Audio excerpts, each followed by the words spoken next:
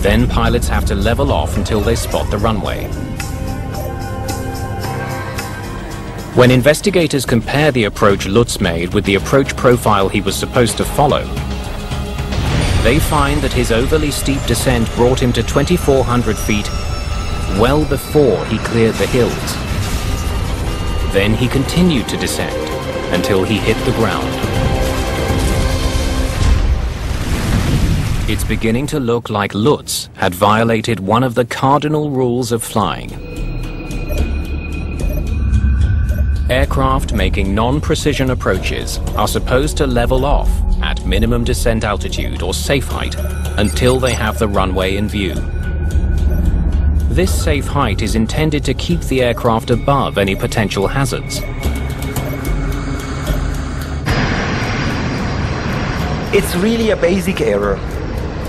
Every pilot is trained to respect such minimums. Not only with VOR DME approaches, but also with ILS approaches. But Captain Lutz kept his aircraft in a steep descent without even pausing at 2,400 feet. The logical next question for investigators, could he see the runway or not? I have ground contact. We're continuing on. What does he mean by ground contact? They need to know if it was even possible for Lutz to see the runway when he reported ground contact. They retrace his steps in a simulator, programmed with the weather he was facing that night. 6 miles from runway, altitude 3,300 feet.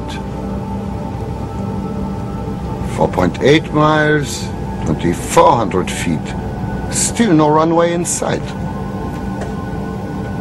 No, he couldn't see the runway because there was a hill between him and the runway, and at that altitude, there's no way he could see it. The conclusion? Captain Lutz had clearly violated his minimum descent altitude. Whether there is flat terrain or hills, minimums are set accordingly, and in no way you can just bust the minimums, whether there's hills or not. This discovery raises questions not just about Lutz's actions, but his young first officers as well. 2-4, the minimum. 2-4. We're continuing on. A first officer should not let his captain breach minimum descent altitudes. Il aurait pu intervenir. The co-pilot could have said, no, stop, we can't see the runway, we're not descending. On voit pas la piste, on descend pas. He considered his captain an old pilot with a lot of experience, not making any mistakes. Most probably he was trusting him too much. And also by being a submissive, maybe he wouldn't speak up on time, just to keep harmony in the cockpit. There were no mechanical failures or instrument problems with the plane. Nor was the air traffic controller negligent in any way. But it is now clear that Captain Lutz made a series of catastrophic piloting errors that doomed Flight 3597 and claimed the lives of 24 people. Investigators dig deeper into Captain Hans-Ulrich Lutz's flying record to see if there's anything in his long background that could explain why he crashed Flight 3597. What they discover is truly alarming.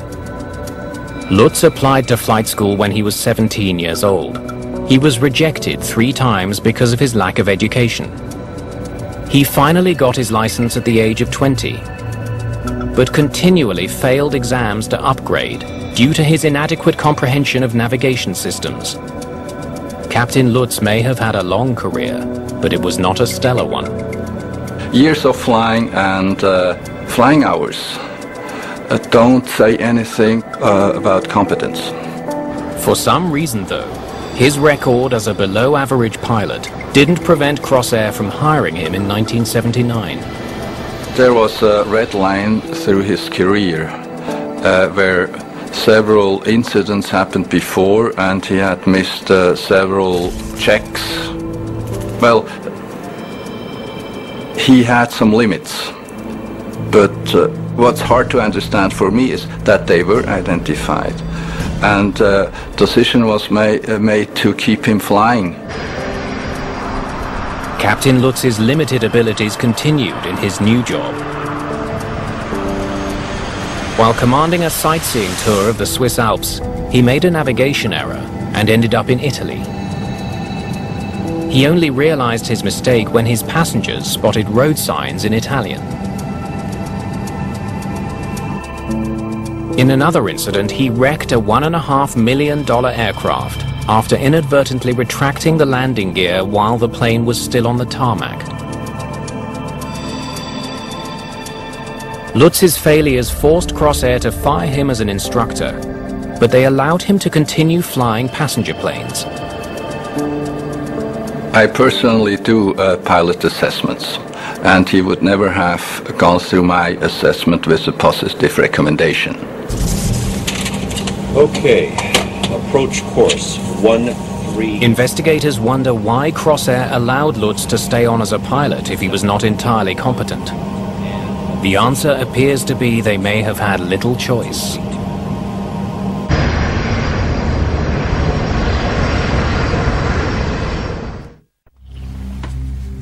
Investigators' first glimpse into the problems at Crossair came after they found the upside-down gauge at the crash site. We had to check if the employees had received the proper training, if they had the qualifications required for this kind of work. No glaring maintenance issues were found, but a closer look at Crossair's hiring practices explains why Captain Lutz was allowed to keep flying. The airline may have grown too fast throughout the 80s and 90s. La compagnie, elle s'est agrandie très rapidement. The company expanded very rapidly, and with that success, it's clear that you have to quickly increase the staff. Office workers, mechanics, that's one thing, but pilots, you have to go out and find them. Mais les pilotes, tu devais les trouver. In those days, they were desperate for pilots, and somehow no decision was made to lay him off because of his questionable performance during his career. Captain Lutz's failings caught up with him on November the 24th, 2001. They can go around. Go around! 24 people paid with their lives.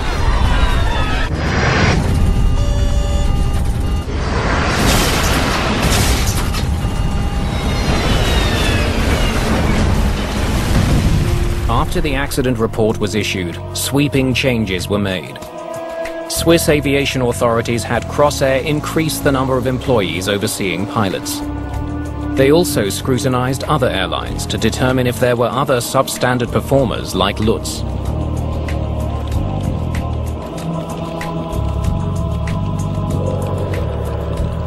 One thing is for sure that the selection process has improved considerably.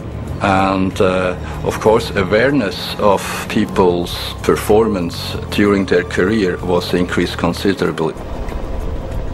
Crossair went out of existence in 2002. It was folded into the Swiss national carrier. As Crossair became Swiss, they adopted the previous Swissair selection process. And I can say today, which is already 9 years since, that safety has improved considerably, and also quality of the pilots that are hired by companies like Swiss.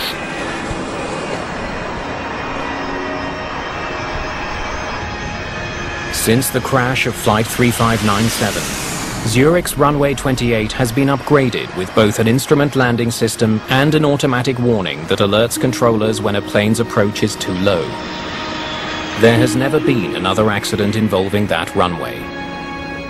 But the Crossair tragedy and the circumstances that spawned it isn't an isolated case. Regional airlines have boomed worldwide since the 1980s. Particularly in the United States, where they account for half of all flights and carry 100 million passengers a year.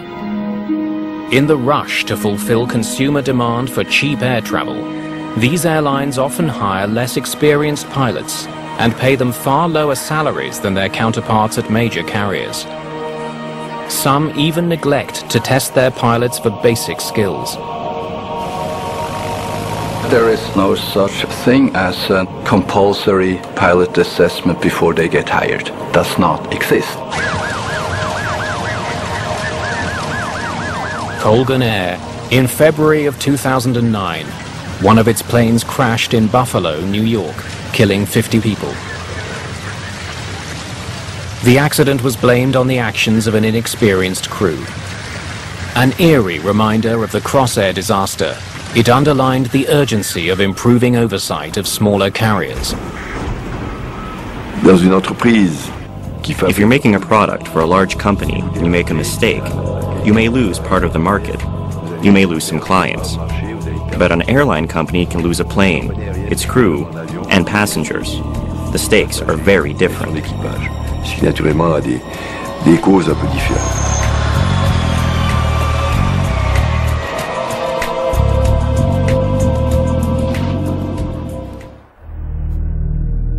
Brand new air crash investigation is back at the same time next week. See natgeotv.com for previews and more. Stay tuned for more drama in the skies.